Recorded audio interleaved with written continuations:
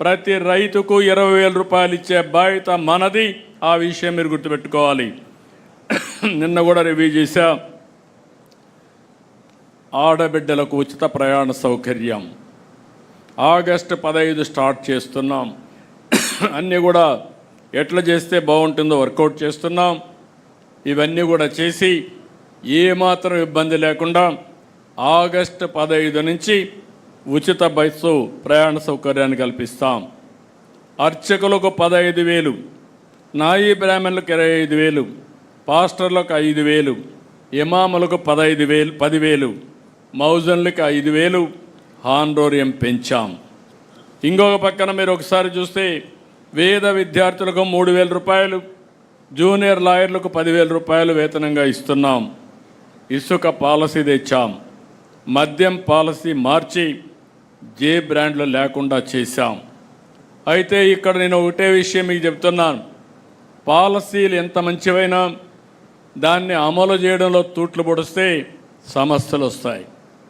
ప్రజల విశ్వాసాన్ని కాపాడుకోవాలంటే ట్రూ స్పిరిట్తో మనందరం కూడా పనిచేస్తే తప్ప, ఎవరెవరి పరిధిలో పనిచేస్తే తప్ప ఇది సాధ్యం కాదు. ఆ విషయం కూడా మీరు గుర్తుపెట్టుకోవాల్సిన అవసరం ఉంది.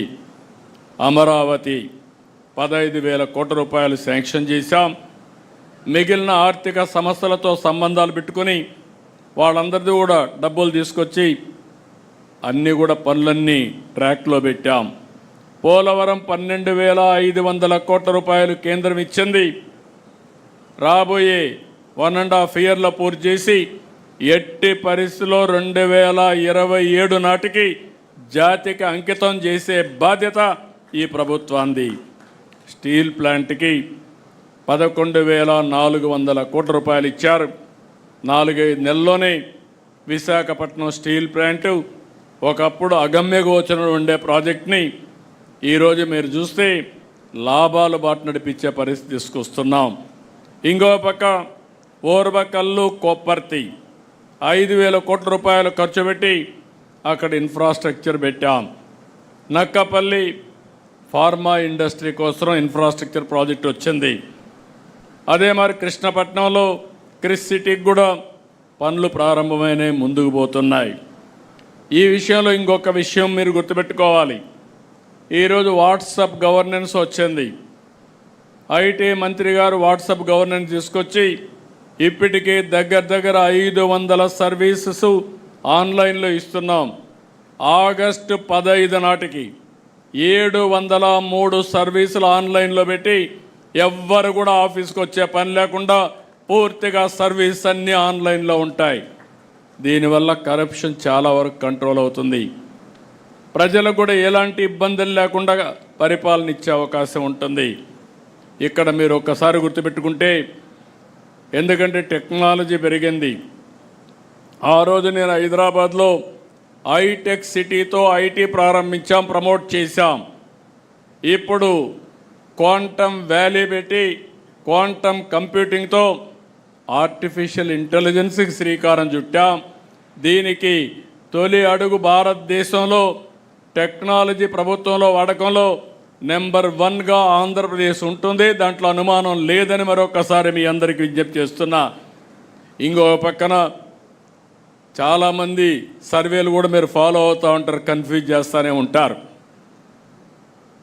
తెలుగుదేశం పార్టీ కంటే బెస్ట్గా సర్వేలు చేయించుకునే వాళ్ళు ఎవరు ఉండరని నా నమ్మకం. నేను ఒక్క సర్వే పైన ఆధారపడను. అనునిత్యం అనేక విధాలుగా సమాచారం వస్తూనే ఉంటుంది. క్యూఆర్ కోడ్ మొదలుకొని, డిజిటల్ పెనిట్రేషన్ మొదలుకొని, క్యాపీ మీరు ఏ సర్వేలన్నా ఎవరేం చెప్పినా వాళ్ళది ఒక సర్వే.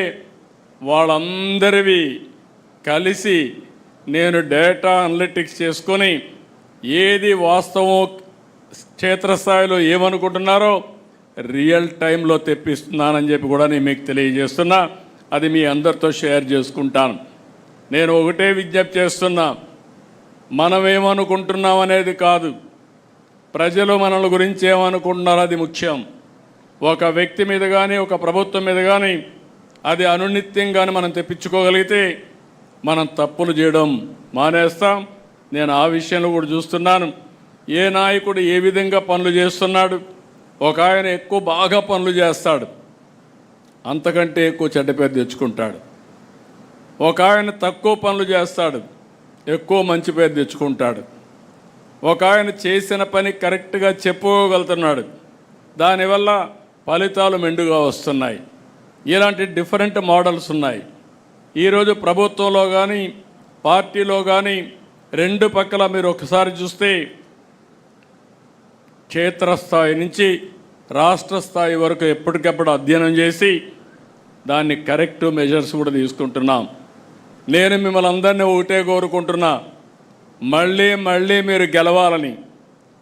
మీరు ఓసారి తెలుగుదేశం పార్టీ ఒక కుటుంబం, బీ క్లియర్.